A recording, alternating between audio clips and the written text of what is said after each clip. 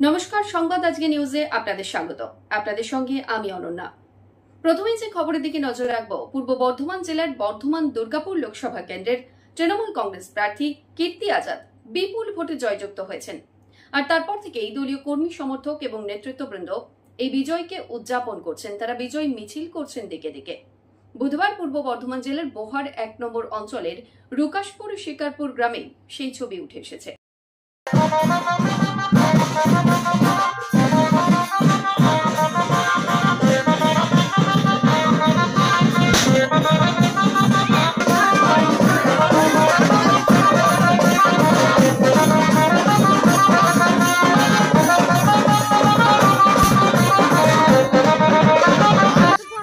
গ্রাম পঞ্চায়েত তৃণমূল কংগ্রেসের পক্ষ থেকে শিকারপুর রুকাশপুর 203 নম্বর বুথে আমাদের বিজয় মিছিল আজকে ডেট করা ছিল। আমাদের এখানে উৎসব হচ্ছে। এই বিজয় মিছিল উপলক্ষে কি কি অনুষ্ঠান হচ্ছে?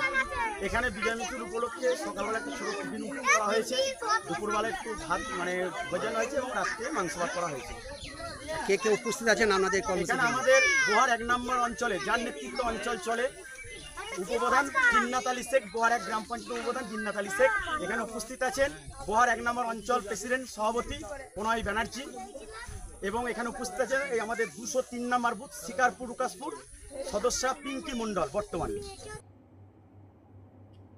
পাশাপাশি বৃহস্পতিবার অর্থাৎ আজকে ঝিকরা গ্রামে আরও একটি বিজয় মিছিল অনুষ্ঠিত হলো। সেখানেও তৃণমূলের দলীয় কর্মী সমর্থকরা সবুজ আবির মেখে এই জয়কে উদযাপন করেন।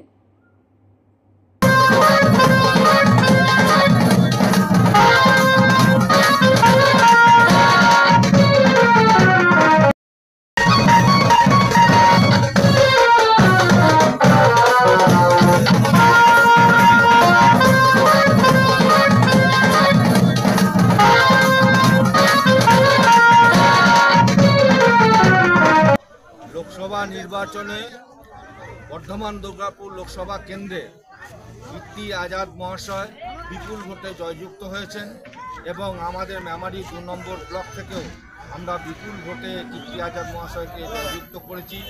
সেই জন্য সাতগেছে 1 অঞ্চলের আমাদের ঝিকরে বুথ থেকে এখানকার মানুষ এবং সাতগেছে অঞ্চল তথা মেমারি 2 নম্বর ব্লকের যত সমস্ত তৃণমূল কংগ্রেসের কর্মী এবং সমর্থক আছে তারা সকলেই এখানে উপস্থিত হয়েছে, বিজয় মিছিলে সামিল হয়েছেন এবং এই বিজয় মিছিলকে সঙ্গে নিয়ে আমরা সকলেই এখানে উপস্থিত হয়েছি ঝিকরার বুথে। দলের তরফ থেকে কি কর্মসূচি নিয়েছেন?